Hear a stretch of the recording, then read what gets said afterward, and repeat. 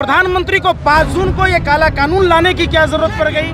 जो चुनी हुई सरकार, जिसको किसानों ने वोट दिया और वही जल्लाद के रूप में पॉकेटमारी कर रहा है किसानों पर, तो अपने अधिकार के लिए लड़ना जरूरी है। चिंता तो ये जसोदा बहन जी की कर लिए होते, सबसे छोटी तो वही थी, अकेला एक जसोदा बहन की किए होते तो आज ये मोदी जी वादे के सच्चे होते तो मोदी जी के भी बच्चे होते। छोटा किसान देश किसान, तो छोटे किसानों के लिए इन्होंने किया क्या ये तो बताओ। अरे हमें तो पता ही नहीं था, हमें तो अभी पता चला, जैसे ही पता चला हम यहाँ दौरे चले आए, ये तो भगवान आए हैं। तो आज इनमें भारतीय जनता पार्टी के नेताओं को भगवान में शैतान कैसे नजर आ रहे हैं। खाली स्वेच्छा से करोड़ों की संख्या में भीड़ आई हुई है, ये भारतीय जनता पार्टी को ये औकात दिखा दी है। आपको हम देश बेचने दें, आप समझो क्या है। जो भारतीय जनता पार्टी की सरकार है, ये अंबानी अडानी के दलालों की सरकार है। जिस तरीके से तमाम का नाम हिंदू, बलिदान का नाम सिख और ईमान का नाम मुसलमान, अहिंसा का नाम जैन, त्याग आप समझिए, तभी है भारत मेरा महान। नमस्कार, मैदानी संसार और आप देख रहे हैं पीआरबी। मुजफ्फरनगर में मौजूद है, जहां किसानों की पंचायत है। महापंचायत के लिए लाखों की तादाद में भीड़ इस ग्राउंड में उमड़ चुकी है और हमारे साथ जो है पंकज श्रीवास्तव है, जो तिलकधारी के नाम से जाने जाते हैं, ब्राह्मण समाज चाहते हैं। पंकज श्रीवास्तव जी, आप लोग तमाम आंदोलन कर रहे थे, तमाम किसान आंदोलन कर रहे थे, तो क्या जरूरत पड़ गई ये पंचायत करने की इतनी बड़ी? लाखों किसान आज जुट गए हैं। आयोश सिन्हा जो आरएसएस के प्रचारक, भाजपा के राज्यसभा सदस्य राकेश सिन्हा का रिश्तेदार, जो जालियांवाला बाग बनाया करनाल में, उसकी क्या जरूरत पड़ गई? प्रधानमंत्री को 5 जून को ये काला कानून लाने की क्या जरूरत पड़ गई? जो ये 3 कृषि काला कानून करनाल की घटना ने साइमन कमीशन के विरोध में जिस तरीके से जालियांवाला बाग कांड हुआ था, उसकी पुनरावृत्ति करनाल में हुई और ये एक सोची समझी राजनीतिक साजिश, षड्यंत्र प्रयोग का नतीजा था।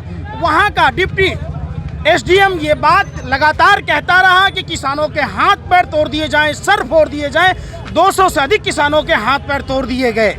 आखिर इतना खुला सांड की तरह एक अफसर ऐसे कैसे बोल सकता है? इसके पीछे सत्ता का संरक्षण का प्राप्त होना एक बहुत बड़ा, ये समझिए कि जो भारतीय जनता पार्टी का जो था षड्यंत्र था, उसका पर्दाफाश हुआ। आज जो महापंचायत 5 तारीख को हुई है, ये 9 महीना 10 दिन आज होने को है। तो क्या देश के प्रधानमंत्री और उनके मंत्रिमंडल के तमाम लोग, ये यही उत्तर प्रदेश की धरती है जब राजनाथ सिंह जी, जब ये किसान आंदोलन हो रहा था तो ये कह रहे थे, अरे हमें तो पता ही नहीं था, हमें तो अभी पता चला, जैसे ही पता चला हम यहाँ दौरे चले आए, ये तो भगवान आए हैं। तो आज इनमें भारतीय जनता पार्टी के नेताओं को भगवान में शैतान कैसे नजर आ रहे? खालिस्तान आंदोलन ये जो कर रहे हैं, ये डरा रहे हैं क्या सरकार को? क्या सुन नहीं रहे? हमारी मंशा डराने की नहीं है।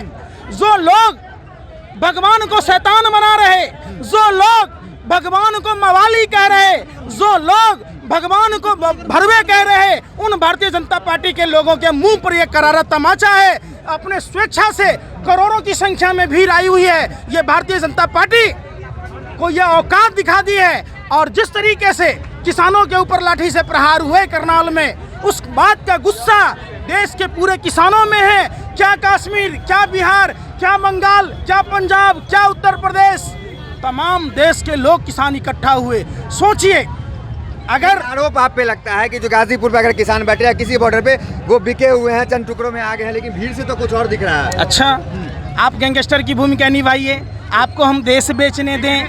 आप समझो क्या है।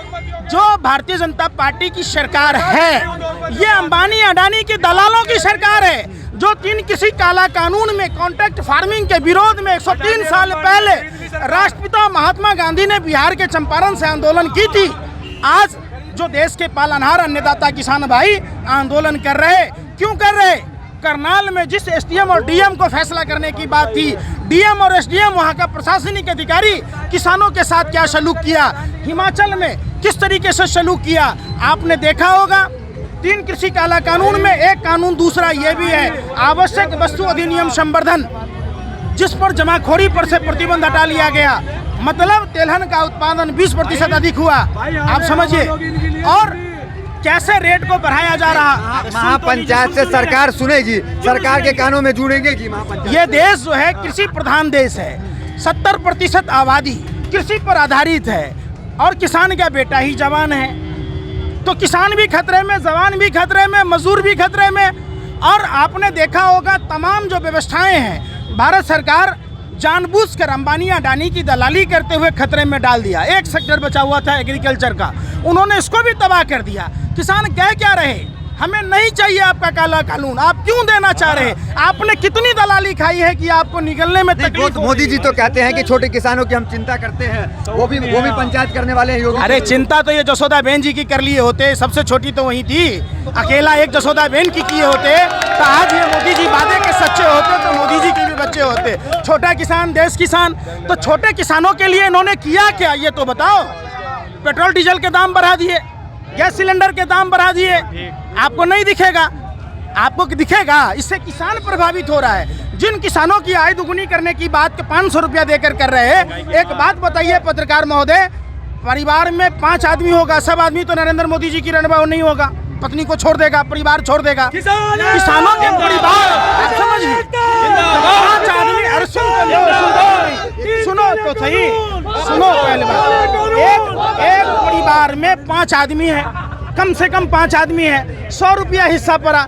बता दीजिए, आप बता दीजिए या भाजपा का नेता बता दे कि 3.5 रुपया में बच्चों का फीस भरे, कि 3.5 रुपया में चाय पिए। यूपी चुनाव पे क्या प्रभाव पड़ेगा इस पंचायत से? हाँ देखिए, किसानों को चुनाव से कोई लेना देना नहीं है। सरकार आज वापस ले लेगी, किसान घर वापसी कर लेंगे। लेकिन जो चुनी हुई सरकार, जिसको किसानों ने वोट दिया और वही जल्लाद के रूप में पॉकेटमारी कर रहा है किसानों पर, तो अपने अधिकार के लिए लड़ना जरूरी है। ये बात राष्ट्रपिता महात्मा गांधी और सरदार पटेल ने किसान आंदोलन के थ्रू बताई। किसान आंदोलन पहले भी हुए, सरकारों को झुकना पड़ा। ये पहली ऐसी सरकार है जो 9 महीने 10 दिन होने के बावजूद इनके कान पर आप एक बात बताइए, आप समझिए, 9 महीने बाद और लोगों को बच्चे हो जाते। लाल किला पर किसानों को बदनाम किया गया। अगर सोशल मीडिया पर वायरल नहीं होता, किसानों के साथ क्या होता? देश किसान जो रीढ़ है भगवान। और फिर ये लोग राम और कृष्ण की बात कहते हैं, मथुरा पहुंच जाते हैं। अरे भैया, भगवान श्री कृष्ण ने कहा नर ही नारायण है। भगवान श्री कृष्ण ने कहा किसान ईश्वर का सहायक होता है, किसान राजा से बड़ा होता है, किसान राजा सिर्फ राज्य का पालक। आप तो कट्टर हिंदू मालूम होते हैं, तिलक भी लगाए हुए हैं। आपके आने की जरूरत क्या क्यों पड़ गई यहाँ पे? हैं? आपके लिए तो बीजेपी काम कर ही रही है। क्या कर रही है बताओ? किसान हिंदू नहीं है। ये डीएपी दाम खाद पर 50 किलो के बोरा 45 किलो का करके 700 रुपया बढ़ा दिया गया। ये हिंदू पर खतरा नहीं है? गैस सिलेंडर पर जो 400 रुपये से कम की गैस सिलेंडर थी, आज 900 रुपये करीब हो गया, तो इससे हिंदू खतरे में नहीं है। जो 60-70 रुपये का पेट्रोल डीजल था, तो क्या इससे हिंदू खतरे में नहीं है? आप बताओ ना। आमदनी रोजगार के अवसर खत्म हो गए तो हिंदू खतरे में नहीं है? आप बताओ। जिस महिला का साड़ी खोला गया वो हिंदू नहीं थी। जिस आईजी को आतंकवादी के साथ आतंकवादी जैसा सलूक किया गया अमिताभ ठाकुर पर, वो हिंदू नहीं था। वाल्मीकि समाज की बिटिया के साथ दिल्ली में दरिंदगी हुई, वो हिंदू नहीं थी। अरे सुन तो लो, मुंह का बवासीर है कि कान का भी बवासीर है, नहीं सुनते हो?